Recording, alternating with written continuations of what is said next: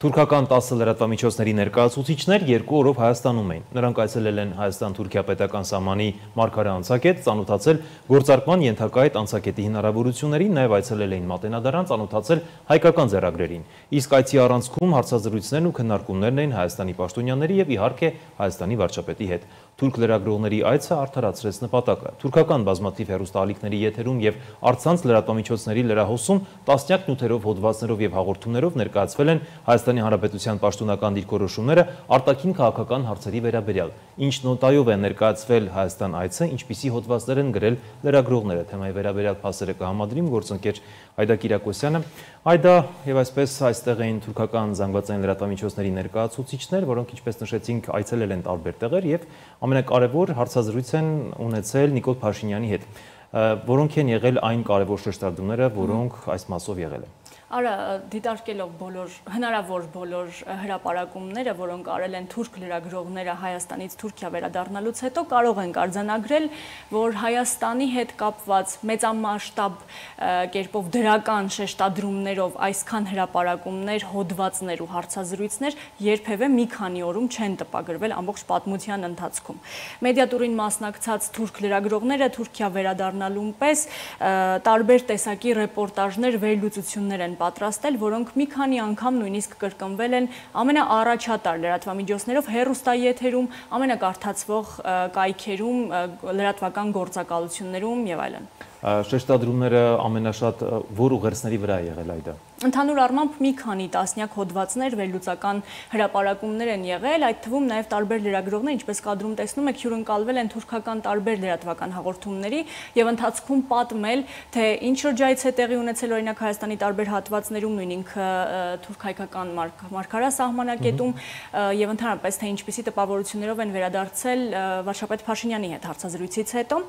Ընդհանուր առմամբ կարող ենք հստակեցնել, որ գրեթե ամբողջությամբ լրագրողները ներկայացրել են Հայաստանի տեսակետը Հայաստան-Թուրքիա կարգավորման, սահմանի բացման, Հայաստան-Ադրբեջան կարգավորման եւ ամենակարևորը ենթակառուցվածքների ապաշրջափակման վերաբերյալ։ Հիմնական ուղերձները հասցվել են թուրք հասարակության ամենատարբեր շերտերին, որովհետեւ գիտենք լրագրողների մի մասը ընդդիմադիր դաշտից էր, մյուս մասը ավելի իշխանական եւ իհարկե կային նաեւ չեզոք դաշտից եկած լրագրողներ, եւ որ նաեւ շատ կարեւոր է միջազգային հանրությանը որոշ շեշտադրումներ հասցնելու իմաստով հարցազրույցները, հոդվածներն ու վերլուծական մնացած հաղորդումները եղել են ոչ միայն թուրքերենով, այլ նաև անգլերենով։ Առանձնացրել եմ Հայաստանից ոչ ավանդական ուղերձներ Անկարային վերնագրով հարցազրույցը, որտեղ թուրք լրագրողը շատ հետաքրքիր շեշտադրումներ է անում։ Նա Հայաստան կատարած իրենց այցը եւ վարչապետ Փաշինյանի հետ հարցազրույցը պատմական է որակում եւ իսկապես իր բնույթով այս ամենը պատմական էր, քանի որ տարիներ շարունակ նման փորձի փոխանակում եւ փորձառություն չէր եղել։ Հաղորդման տարբեր հատվածներում թուրք լրագրողը Հայաստանի Հանրապետության վարչապետի քաղաքականությունը որակում է տաբուներ կոտրող։ Թուրք լրագրողը մի քանի անգամ նշել է, որ Նիկոլ Փաշինյանը առաջ է քաշում իրական Հայաստան գաղափարախոսությունը, որով փորձում է ընդգծել, որ Հայաստանի Հանրապետությունը այս տարածաշրջանում հստակ սահմաններով երկիր է։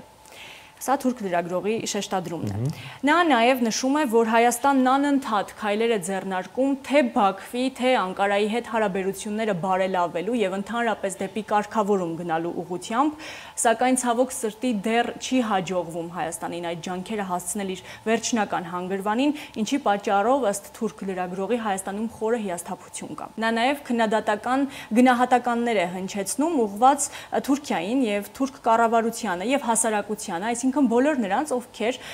պնդում են, թե 3 միլիոնանոց Հայաստանը, ինչպես նշում է թուրք լրագրողը, կարող է մեծ տարածքային նկրտումներ ունենալ Թուրքիայի նկատմամբ։ Այս իմաստով թուրք լրագրողի կարծիքով չափազանցված է այս պնդումը։ Ընդգծում է, որ սահմանների բացումը Հայաստանի եւ Թուրքիայի միջև կաշխուժացնի այդ հատվածում առևտրատնտեսական կապը, զբոսաշրջությունը եւ հարաբերությունների կարգավորման հարցում էլ գուցե նաեւ Սփյուռքի դիրքորոշման մեղմացման համար լավ հանգամանք լինի։ Նա նշել է, որ Թուրքիայի ու Հայաստանի հարաբերություններում առաջընթացի բացակայության հարցում մեծ է Ադրբեջանի դերը։ Եկեք արձանագրենք, որ նաև իմ այսօրվա ուսումնասիրությունները ցույց են տալիս, որ թուրք լրագրողներից շատերը իսկապես չեն խորշել փաստել, որ Բաքուն իսկապես շատ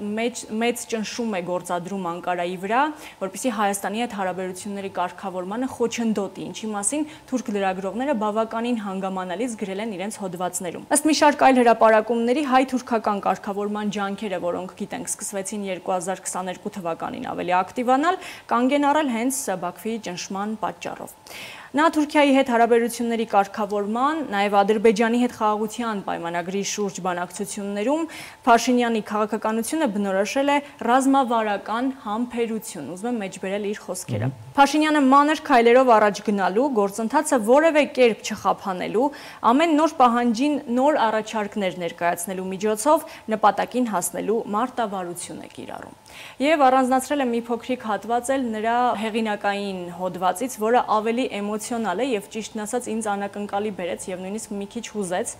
Երբ Երևանից գնում եք դեպի թուրքական սահման, որը տևում է մոտավորապես 50 րոպե, Արարատ լեռան ապշեցուցիչ տեսարանը ավելի պարզ է դառնում։ Անշուշտ պետք է ասել, որ եթե Արարատը մարդ լիներ, նրա դեմքը դեպի Հայաստան էր նայելու, իսկ թիկունքը դեպի Թուրքիա։ Բայց դե հասկանում ենք, որ թուրքական դիվանագիտությունը սահմաններ չի ճանաչում եւ նրանք կարող են հենց այստեղ նման բաներ ասել։ Սրանք ընդհանրեն արձանագրումներ են այն հոդվածներից, այն վերլուծական հաղորդումներից, որոնք ամեն դեպքում կան եւ դրանք գրվել ու հրապարակվել են թուրք լրագրողների եւ թուրքական լրատվամիջոցների ներկայացուցիչների կողմից, ինչի հետ հաշվի նստել չենք կարող։ Բնականաբար այդ հրապարակումների մեկնաբանությունների տիրույթում մի ուրիշ խրախճանք է, հատկապես ակտիվացել են ադրբեջանցիները եւ այսօր բավականին շատ մեկնաբանություններ կարդացի, որոնք բնականաբար ինձ անակնկալի չբերեցին հայատյացության բարձր մակարդակով, այո, ադրբեջանցիների կողմից, ի տարբերություն թուրք մեկնաբանողների, որոնք բավականին չեզոք էին եւ ոչ այդքան ընդգծված հայատյացությամբ, ադրբեջանցիները բնականաբար խոսում են այն բոլոր պահանջներից, որոնք պարբերաբար հնչում են նրանց բռնապետի եւ իշխանության կողմից, սկսած սահմանադրության փոփոխությունից Հայաստանին ներկայացված նախապայմաններ, մինչեւ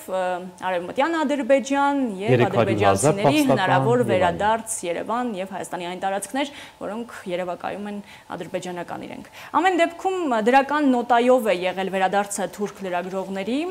այնպես որ կարող ենք ասել, որ նպատակին ծառայեց մեդիատուրը թուրք լրագրողների Հայաստան եկած։ Շնորհակալ եմ այդ հանգամանալից ներկայացնելու համար։